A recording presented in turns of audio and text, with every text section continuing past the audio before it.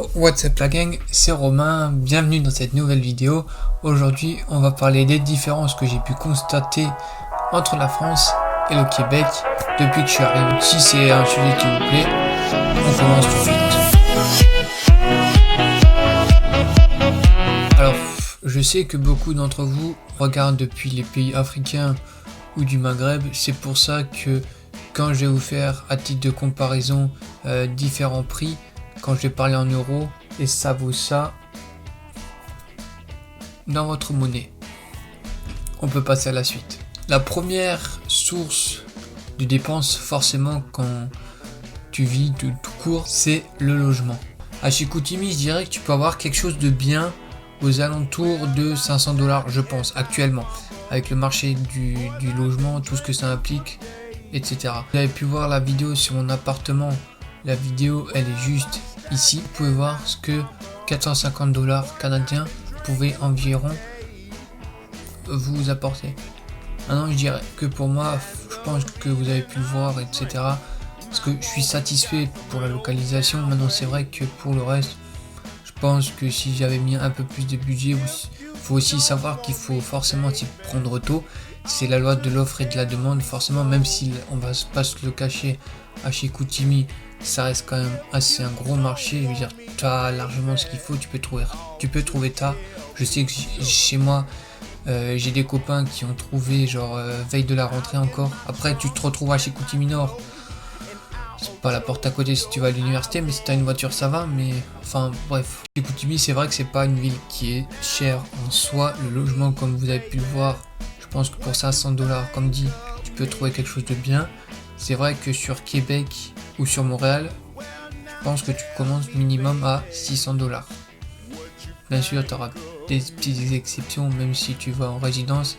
Mais voilà, les résidences c'est moins cher.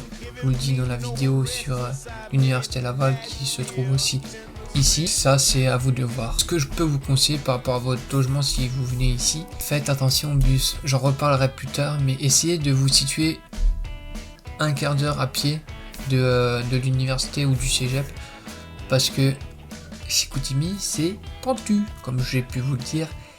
Et quand tu as de la neige, si tu viens de Racine, franchement je pense que c'est un peu plus galère que si tu viens de Talbot, parce que Talbot c'est assez plat. Sinon ça risque d'être un peu long, chiant, fastidieux, surtout avec l'hiver, parce que l'hiver c'est long, il neige longtemps et les trottoirs sont pas toujours dégagés.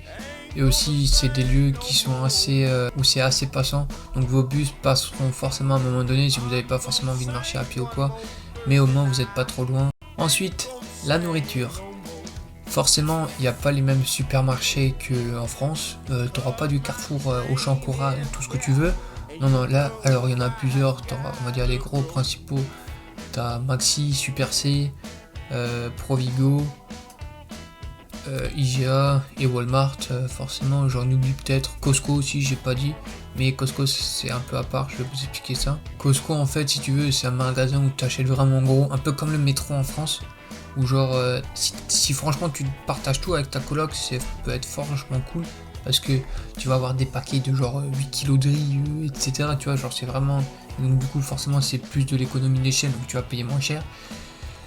Mais voilà, le seul désavantage, enfin inconvénient que je peux y trouver, c'est que tu es obligé d'avoir une carte de membre qui coûte je crois 50 $, parce que sinon tu peux pas magasiner du tout dedans, donc voilà. Mais si c'est quelque chose qui peut vous intéresser, franchement foncez. Moi je sais que mes courses, je les faisais au Provigo. Maintenant je sais que genre Walmart, franchement c'est connu de tous, ça sera un peu moins cher que le Provigo, mais si tu veux, en fait, le Maxi, pour comparer, ça va être ton Lidl en France.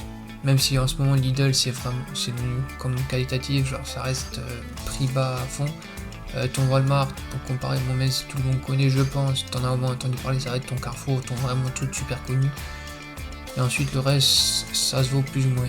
N'allez juste pas au IGA, parce que le IGA, mon gars, à moins que si tu t'appelles Rothschild, mais sinon tu vas douiller en tant qu'étudiant et c'est peut-être pas forcément le meilleur des bons plans quoi. Moi comme dit, mon panier moyen au Provigo c'est pas le moins cher, mais c'est quand même qualitatif, et je pense qu'il y avait beaucoup d'étudiants qui allaient faire leur épicerie comme on dit ici là-bas. Et franchement, pour moi, je trouve que je m'en sortais pour 70 ou 80 $ la semaine environ. Je sais que Arthur, mon coloc, s'en sortait pour à peu près pareil. Et bon, par contre, Amélie, elle en avait pour moins cher. Et elle en a généralement sous 50 $ en France. C'est peut-être ce que je retrouve. Pour vous donner un exemple, c'est des nuggets, c'est normal. Mais nous, on en prenait 5, elle en prenait 3. Donc forcément, ça varie du simple double, j'ai envie de te dire parfois. Après, pour 80 $, j'essaye d'avoir un panier le plus équilibré possible. Après, par contre, ce qui va te changer, le conditionnement. Tes bouteilles de lait, tu vois que tu peux avoir par 6 litres à 6 fois 1 litre ou genre 6 fois 1 litre, non. Ici, c'est par 2 litres le lait. Le jus d'orange, tu peux en avoir pour 2,63 litres. Alors, effectivement, ça va être, je pense, calqué sur le gallon américain. Donc, je sais pas combien ça fait, 2,63 litres, mais bref, t'as compris. Les yaourts, c'est presque 1 litre de yaourt aussi, enfin. Puis au moins, je sais que si je prends par exemple un yaourt, ça me tient la semaine. Et puis voilà. Ensuite, parlons des transports. C'est une ville ici où tu es considéré, enfin je dis une ville, mais tu es considéré à la campagne, faut le savoir. Et 95% des gens sont en voiture. Et franchement, ça se ressent quand tu es piéton.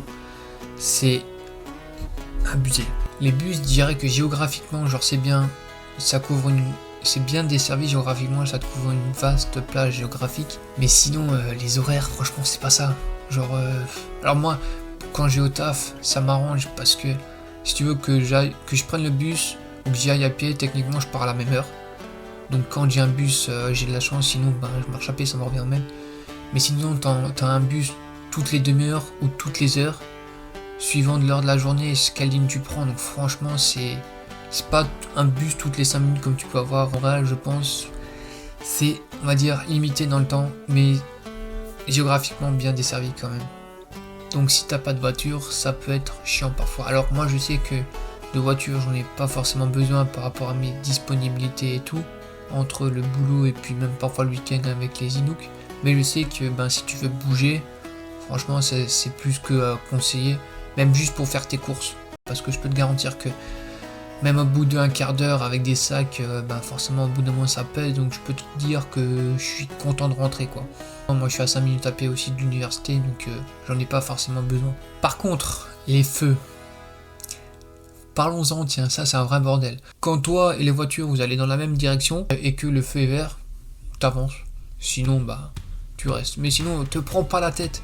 Tout le monde dit, personne essaye de comprendre, genre ouais ça marche comment, les gars c'est pas compliqué, c'est pareil qu'en France. Par contre, ne passez pas au rouge. Quand vous avez un feu piéton, etc., ne passez pas au rouge. On se fait vite cataloguer les Français, tu vois. Parce qu'ici, ça respecte tout. Hein. Si tu veux, moi, au taf, il y en a plusieurs fois, alors pas chez moi, mais qui sont revenus et à un moment, il y en a qui disaient, il y avait un article qui était pas sur le ticket de caisse, donc en gros, le mec, il l'avait pas scanné, ils sont revenus pour leur dire que, en gros, c'était pas scanné pour pas que ça passe pour du vol, tu vois. Parce qu'en plus, les Allemands d'ici, ça rigole pas, et c'est pour ça que je te dis sur le piéton, si jamais tu te fais coller, enfin bref. Et puis même quand moi je suis à la caisse, parfois ils m'ont demandé est-ce que vous avez scanné ça. Pour le Canadien, il est très droit, tu vois. Il est très respectueux, on va dire.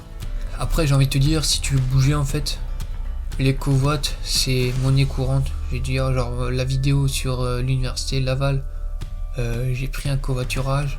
J'en ai eu pour 20 $ pour aller de Chicoute à Québec. Ensuite, la météo.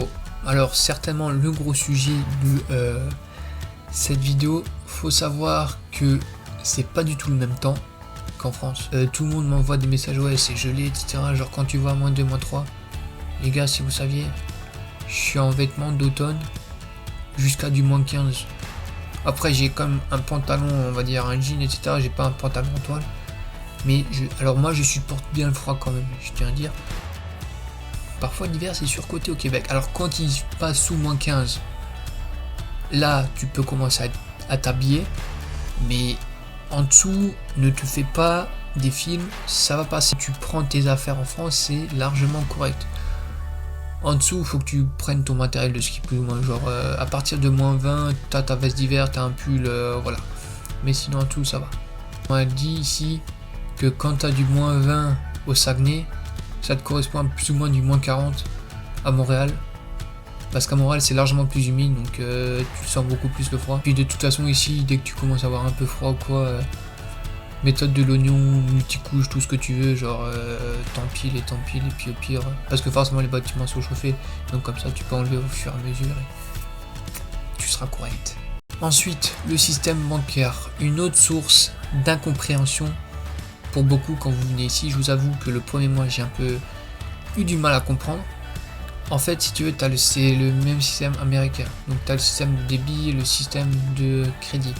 À savoir que le système de débit, c'est ce qui correspond à ta carte bancaire telle qu'elle en France, alors que le système de crédit, c'est une notion nouvelle. En fait, si tu veux, ici, t'as pas le droit au découvert, etc. Et pouvoir pour les prêts, en fait, ça va avec, si tu rembourses bien, ils utilisent le système de carte de crédit. Si tu veux, c'est de l'argent qui est prêté par ta banque chaque mois, et donc du coup que tu dois rembourser à la fin du mois.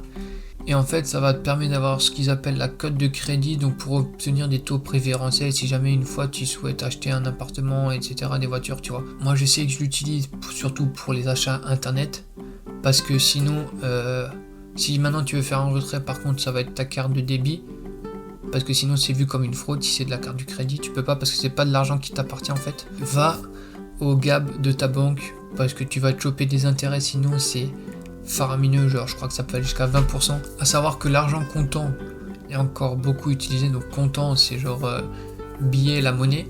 La monnaie ça fait du 5, du 10 en cents, 5, 10, 25 cents, et après ça passe sur du 1 et 2 dollars en billets, 5, 10, 20, 50 et 100. J'ai jamais vu de billet de 500, je sais pas s'il y en a, mais voilà, parce que je travaille à la caisse, donc je pense que maintenant je commence à comprendre les sous, mais voilà. Sur les prix, quand vous arrivez ici, faites attention, c'est des montants hors taxe. Alors par exemple, t'achètes quelque chose qui coûte 10 dollars, tu rajoutes 15%, ça te coûtera 11,50 quoi. Pour finir, quelques petits trucs et astuces. Le Canadien est très ouvert, très chaleureux, tout ce que tu veux, genre tout ce que tu peux entendre, ça c'est vrai, il n'y a pas de souci là-dessus. On va t'aider. Au resto, au bar, c'est type obligatoire. Enfin, c'est pas obligatoire, mais c'est mal vu si t'en donnes pas, parce que les salaires sont sous-payés, parce qu'on prend en considération que tu vas en donner.